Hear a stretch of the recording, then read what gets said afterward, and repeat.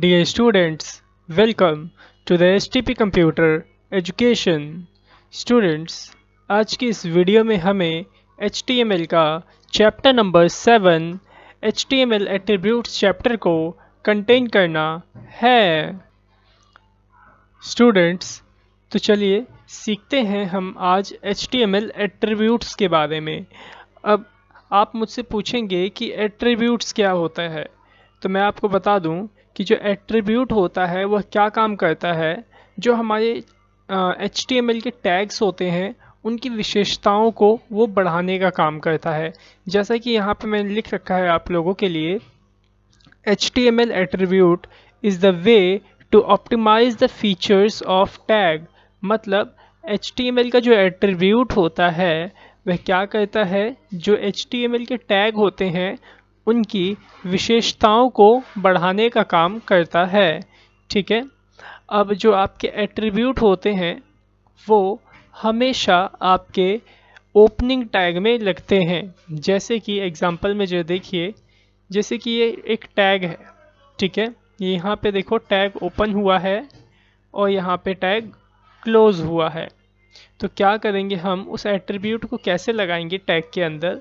जो opening tag होगा आपका, जो भी ओपनिंग टैग होगा उसके अंदर हम एट्रीब्यूट का नाम लिखेंगे, फिर इक्वल्स टू का सिंबल देंगे और डुअल कोट्स के अंदर उसकी वैल्यू लिख देंगे। इससे के कारण क्या होगा कि जो भी आपका टैग होगा उसके फीचर्स एनहेंस हो जाएंगे। ठीक है, अब ये एनहेंस कैसे होते हैं, क्या होते हैं, ये जब हम प्रैक्टिकल करेंगे अभी तो आप उसे समझ पाओगे। ओके, तो अगला आपका पॉइंट है all HTML element have an attributes. ठीक है, मतलब कि जितने भी HTML के टैग्स हैं उन सभी के पास अपने खुद के एट्रीब्यूट होते हैं, अलग अलग सभी टैग के लिए। ठीक है, तो आई थिंक आपको समझ में आ गया होगा एट्रीब्यूट क्या होता है।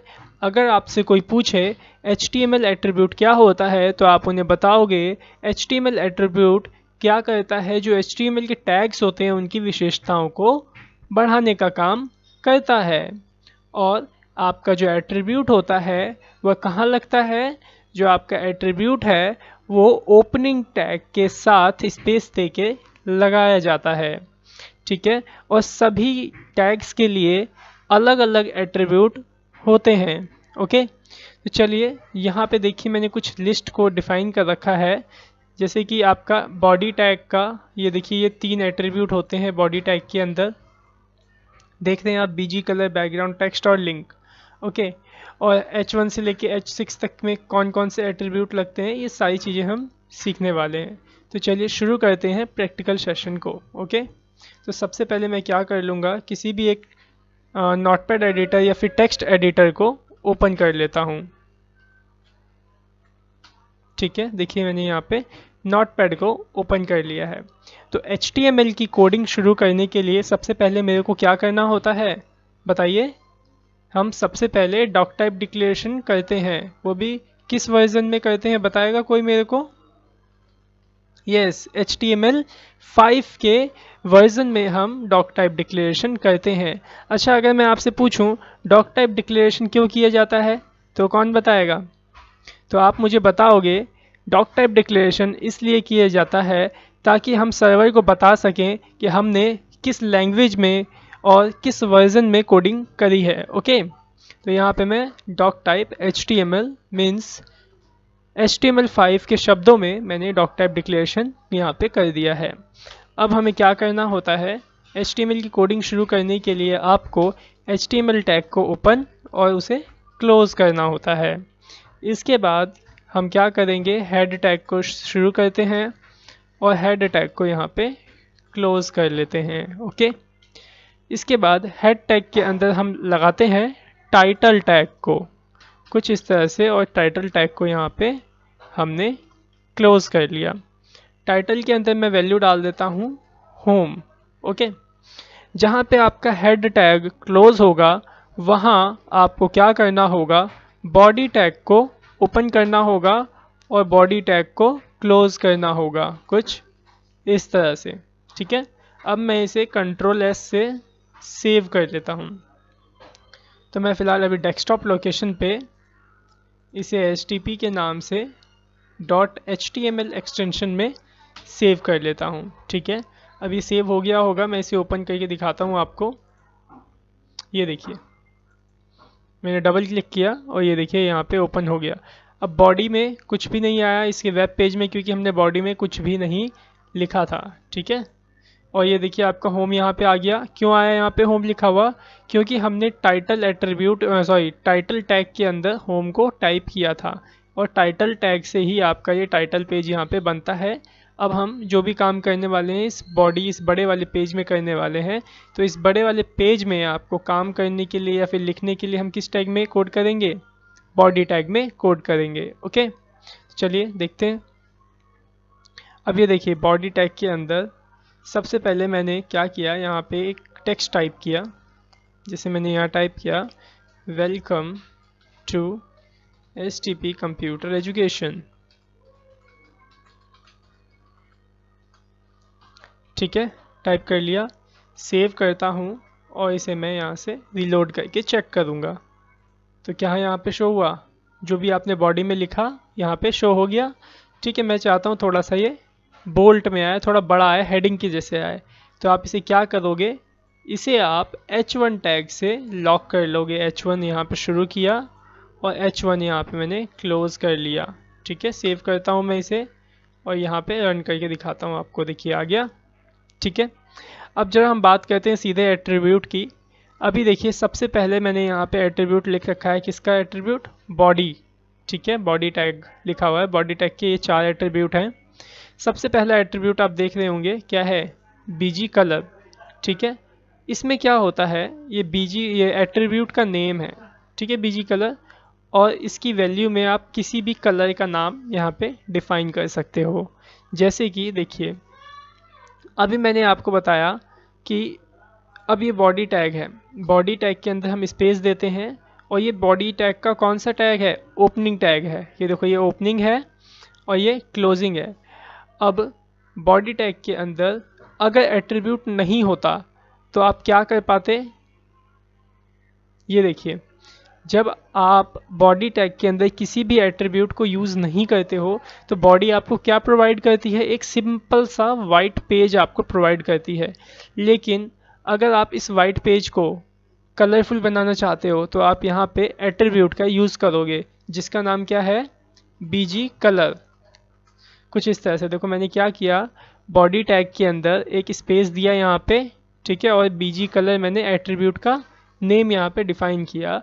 उसके बाद आप इक्वल्स टू का सिंबल दोगे और डुअल कोट्स के अंदर आप कलर का नाम डिफाइन कर दोगे। जैसे कि मैंने यहाँ पे कलर का नाम डिफाइन कर दिया ब्लू, और इसे सेव करता हूँ और यहाँ देखिए मैं इसे रिफ्रेश करूँगा तो देखिएगा जो ये वाइट पेज आपको दिख रहा है ये ब्लू में कन्वर्ट हो जाएगा। ये देखिए, ठीक है, हो गया ब्लू कलर में कन्वर्ट। अब देख रहे हैं आप, टैग ने क्या किया? टैग ने एक वाइट पेज बनाया और एट्रीब्यूट ने क्या किया? उस टैग की विशेषताओं को बढ़ाया। और उस टैग ने क्या किया? देखो, टैग ने तो वाइट आपका पेज बनाया, लेकिन एट्रीब्यूट ने क्या किया? आपके टैग को कलरफुल बना दिया, आपके पेज को कलरफुल बना दिया। आप जो कलर इसमें डालोगे वो कलर यहाँ पे अपीयर हो जाएगा। ठीक है, चलिए अब सीखते हैं अगले एट्रीब्यूट के बारे में। तो नेक्स्ट एट्रीब्यूट है बॉडी टैग का बैकग्राउंड।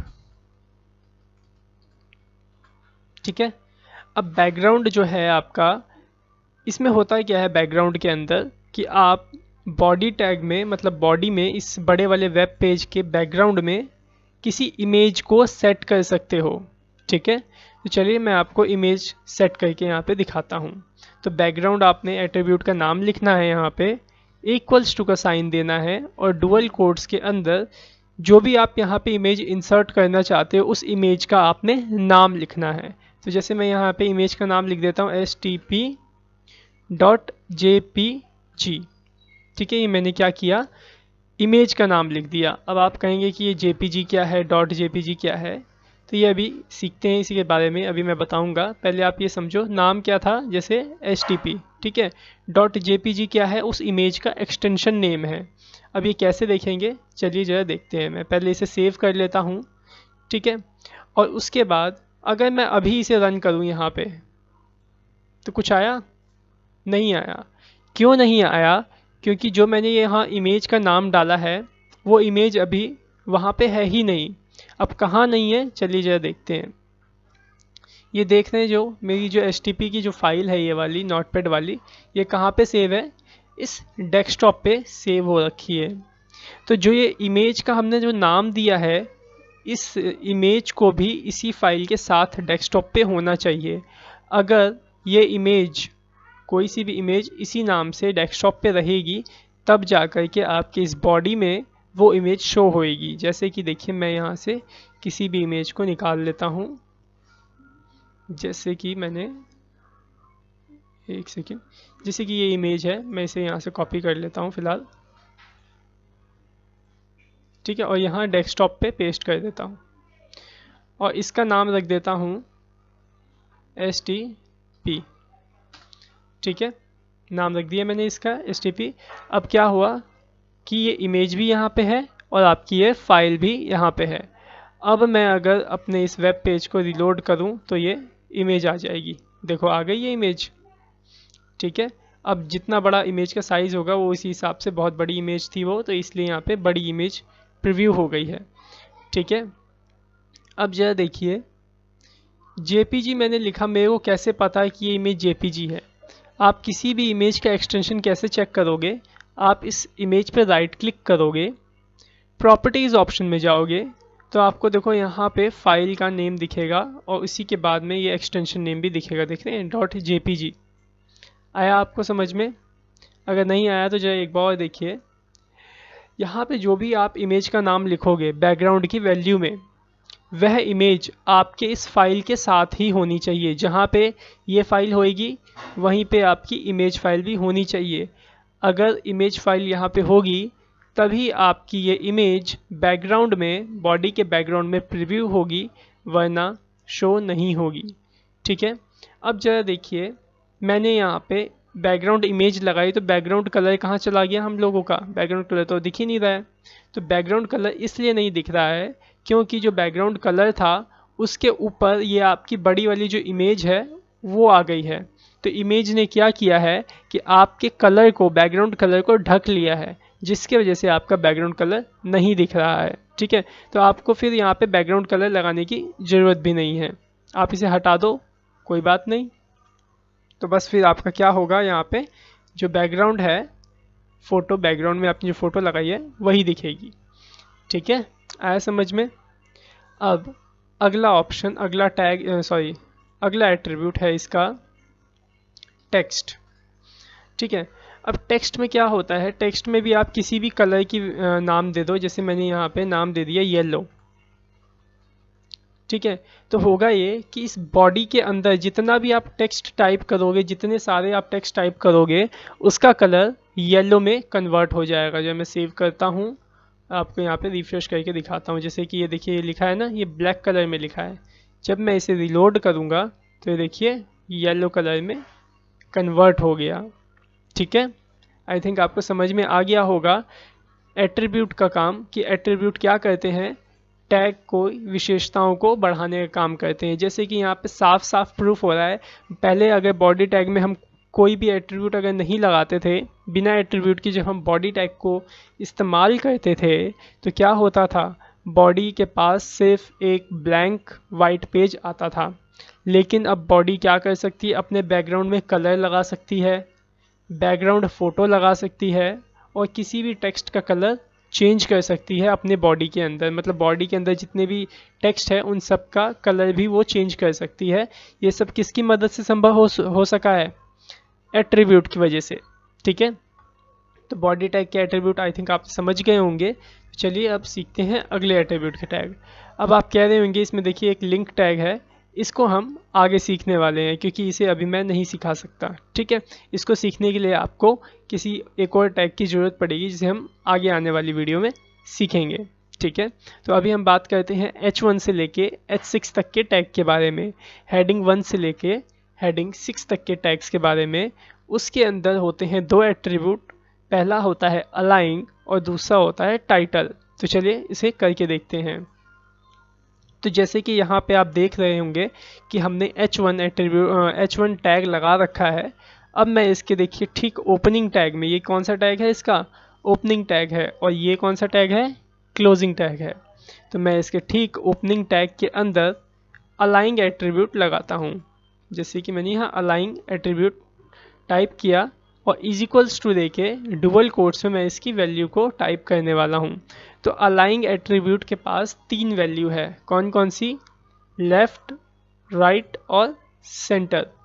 और अलाइंग एट्रीब्यूट का काम क्या है, जो आपने टेक्स्ट टाइप किया है वो किस डायरेक्शन में दिखने पाए, मतलब वो राइट साइड दिखे, ये लेफ्ट साइड दिखे, या फिर वो सेंटर में दिखे।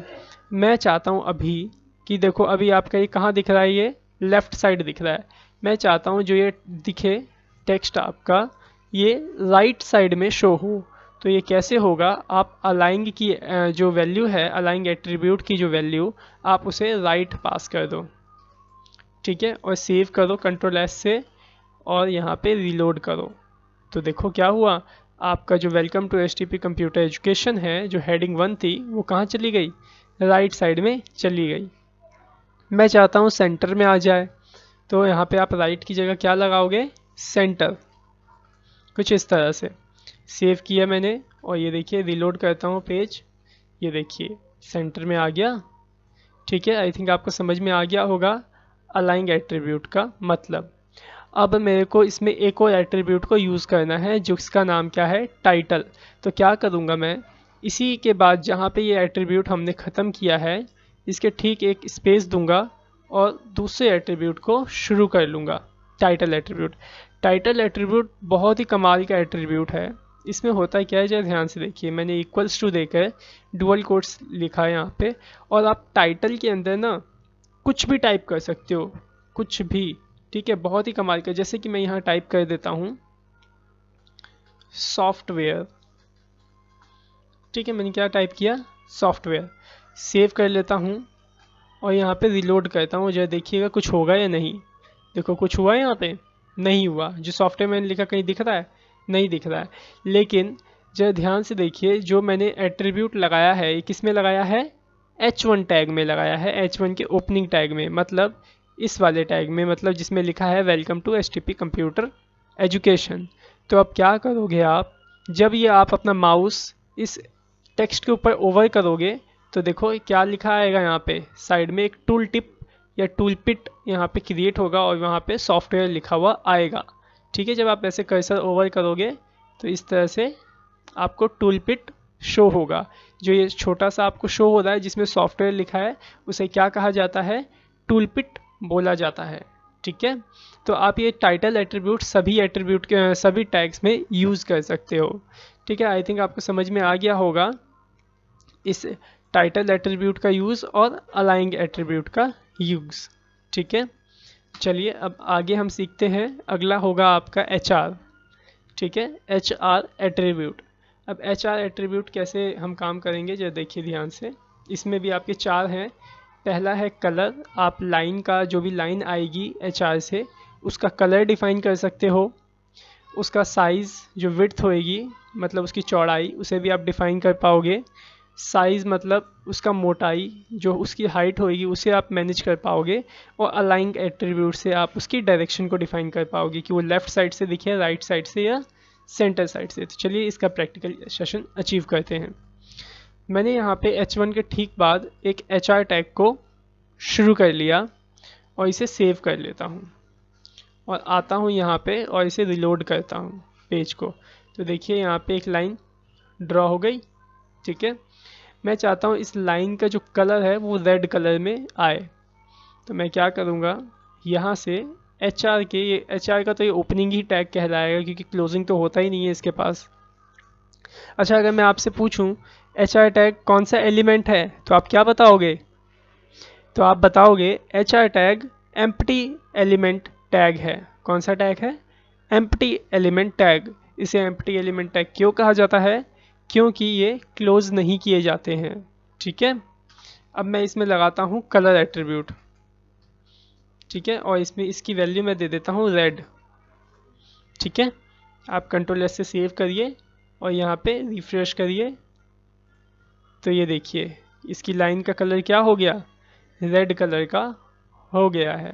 ठीक है, अब अगला एट्रीब्यूट क्या था इसका, विड्थ। तो मैं इसमें दूसरा एट्रीब्यूट लगाने जा रहा हूँ। तो जहाँ पे पहला एट्रीब्यूट आपका ख़त्म हुआ है उसके ठीक बाद एक स्पेस दोगे आप, और यहाँ पे विड्थ एट्रीब्यूट को टाइप करोगे और फिर इक्वल्स टू का साइन देके डुअल कोट्स में आप यहाँ पे विड्थ डिफाइन करोगे। अब जब मैं बता दूँ, जो विड्थ में आप जो वैल्यू आप डिफाइन करोगे वो आप दो तरीके से कर सकते हो। या तो आप परसेंटेज में वैल्यू डिफाइन करो। परसेंटेज का मतलब जैसे मैं आपको बताऊं, यहाँ से लेके यहाँ तक 100%, जो आपकी स्क्रीन है यहाँ से यहाँ तक 100%। तो आप इसमें 50% अगर दोगे तो यहाँ तक लाइन आएगी, 30% दोगे तो यहाँ तक आएगी लाइन। ठीक है, आप आई थिंक समझ रहे होंगे। तो मैं यहाँ पे अभी आपको 50% यहाँ पे डाल के दिखाता हूँ और सेव करता हूँ। तो आपकी स्क्रीन के हिसाब से जितनी आधी होएगी उतनी आपकी ये आ जाएगी। देखो, ठीक है, आ गया। तो बाय डिफ़ॉल्ट देखो इसकी अलाइनमेंट जो है, इस लाइन की अलाइनमेंट वो क्या हो रखी है, सेंटर हो रखी है। ठीक है, मैं चाहता हूँ ये लेफ़्ट साइड से शुरू हो। तो मैं क्या करूँगा, इस HR में अलाइंग एट्रीब्यूट लगाऊंगा। ठीक है, डुअल कोट्स, और यहाँ पे मैं लिखता हूँ लेफ़्ट साइड से ये शुरू हो, और सेव करता हूँ इसे, और यहाँ पे इसे रन करता हूँ। तो ये देखो लेफ़्ट साइड से शुरू हुआ और मैंने यहाँ पे 50% डाला। तो देखो 50% में कहाँ तक आया, ये सिर्फ आधे में आया। ठीक है, अगर 100% मैं यहाँ दे दूँ या 90% में दे दूँ इसकी विड्थ को, तो क्या होगा, ये 90% शो होगा। ये देखो 90% आ गया। ये तो थी परसेंटेज में विड्थ, लेकिन आप इसकी विड्थ को पिक्सल्स में भी डाल सकते हो। जैसे कि मैं यहाँ पे डालता हूँ 100 पिक्सल, तो यहाँ पे 100 डाल दो, सेव करो और रिफ्रेश करो। ये देखो, तो 100 पिक्सल आपका कितना होता है, यहाँ से लेके यहाँ तक आप इसे 100 पिक्सल बोलोगे। ठीक है, 100 पिक्सल आई थिंक आप ले लो, 1 इंच कह सकते हो। ठीक है, अब मैं 200, 500, 1000 पिक्सल्स इसमें डाल देता हूँ। जैसे 1000 मैंने डाल दिया और सेव करता हूँ और रीलोड करता हूँ। देखो आपका 1000 पिक्सल कहाँ तक आया, यहाँ तक आया। ठीक है, तो इस तरह से आप इसके विड्थ को परसेंटेज में भी और पिक्सल में भी बढ़ा और घटा सकते हो। अलाइन एट्रीब्यूट का तो आपको मतलब समझ में आ ही गया होगा। सेंटर करना चाहते हो तो आप यहाँ पे सेंटर टाइप कर दोगे और रिलोड करोगे तो ये सेंटर में शो होगा। ठीक है, और राइट करोगे तो ये राइट साइड पे शो होगा। जैसे मैं आपको यहाँ पे लिख के दिखा देता हूँ, सेव किया मैंने, और ये देखिए ये राइट साइड से आपका शुरू हो गया है। ओके, तो HR टैग आपको समझ में आ गया। अब जो मैं इसे ना फिलहाल सेंटर ही रख देता हूँ और इसकी हाइट बढ़ाता हूँ। ठीक है, सेंटर टैग किया मैंने, सेंटर में आ गया। अब जो इसकी मोटाई है मैं इसे बढ़ाना चाहता हूँ। तो इसके लिए आप कौन सा एट्रीब्यूट लगाओगे, साइज एट्रीब्यूट लगाओगे। ठीक है, साइज में जो आप वैल्यू दोगे वो पिक्सल्स में होंगी। याद रखिएगा, अभी मैंने आपको बताया था 100 पिक्सल कितना बड़ा होता है, 1 इंच के बराबर। अगर मैं यहाँ पे 100 डाल दूँ और सेव करूँ तो देखिए कितना ये हाइट हो जाएगी, देख रहे हैं आप। ठीक है, तो आप जितना पतला रखना चाहो उतना पतला रख सकते हो। जैसे मैं इसका 7 पिक्सल देता हूँ और सेव करके रीलोड करता हूँ। देखिए 7 पिक्सल कुछ इस तरह से होता है।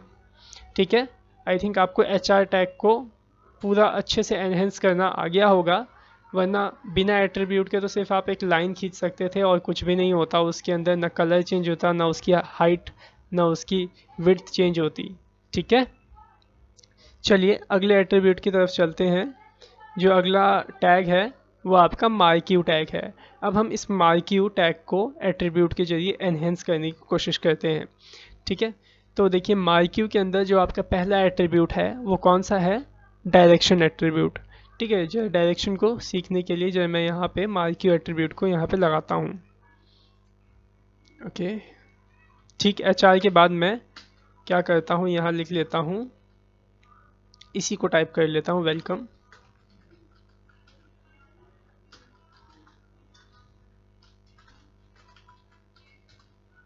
STP computer education. ठीक है, सेव कर लेता हूँ और यहाँ पे रीलोड करके चेक करता हूँ आया। ये देखो आ चुका है। ठीक है, मैं इसे मूव करवाना चाहता हूँ, तो यहाँ पे इसे आप क्या करोगे, मार्क्यू टैग में क्लोज कर लोगे।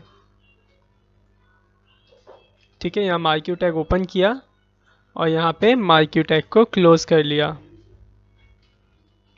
ठीक है, सेव करता हूँ, जो चेक करता हूँ क्या ये वर्क कर रहा है। रिलोड किया मैंने, देखिए ये वर्क कर रहा है। लेकिन मैं क्या चाहता हूँ कि जो ये शो हो रहा है ये थोड़ा बड़ा दिखे, हेडिंग्स में दिखे।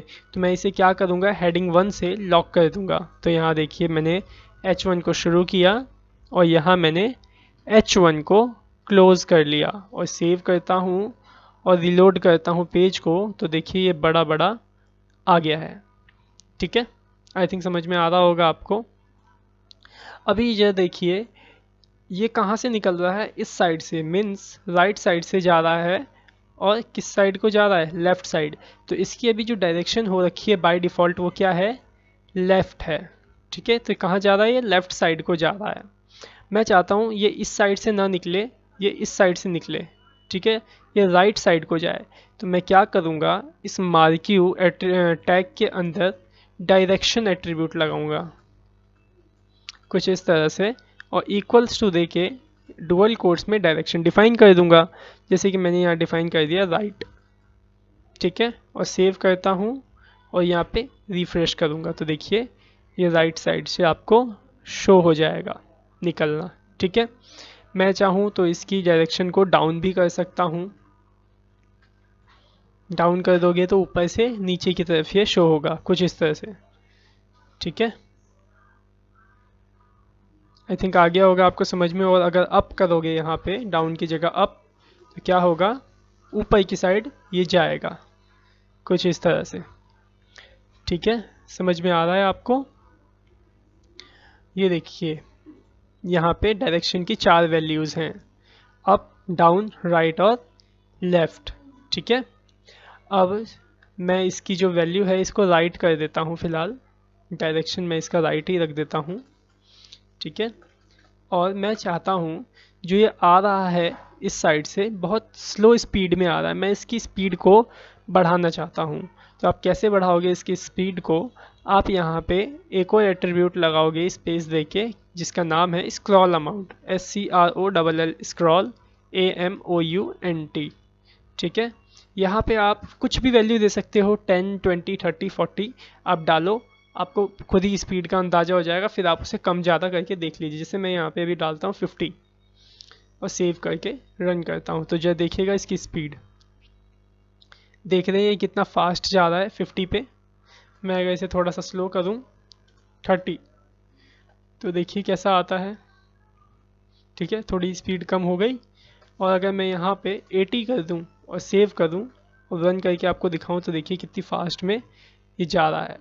ठीक है, आई थिंक समझ में आ गया आपको। फ़िलहाल मैं इसको 20 कर देता हूँ। ठीक है, कि स्लो ही स्लो थोड़ा है। ठीक है, ज़्यादा तेज़ भी नहीं और ज़्यादा स्लो भी नहीं। अब मैं चाहता हूँ इसके बैकग्राउंड में कलर आए, क्योंकि इसके अंदर देखिए यहाँ पे आपने एक डायरेक्शन एट्रीब्यूट सीख लिया और स्क्रॉल अमाउंट आपने सीख लिया।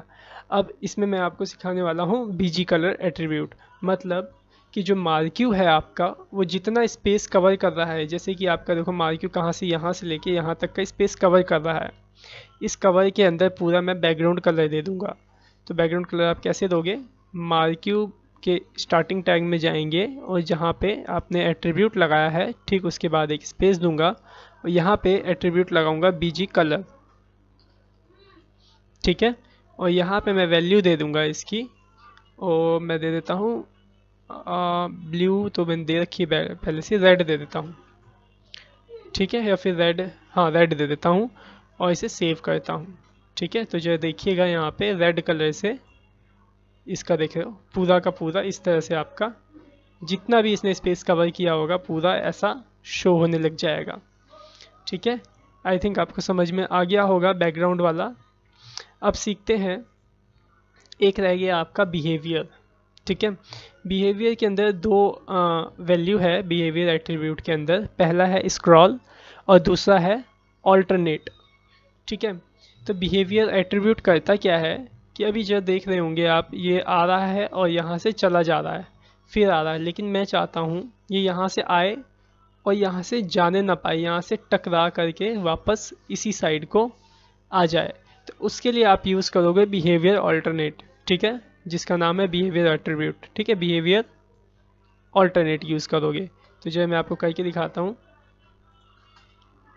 बिहेवियर, ठीक है, बिहेवियर की स्पेलिंग यही होगी BHAVIOR, ठीक है,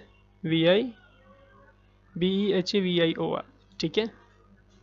ओके, बिहेवियर स्पेलिंग गलत है क्या, BHA, ठीक है, ये स्पेलिंग होगी। इसका आप वैल्यू दोगे क्या, ऑल्टरनेट,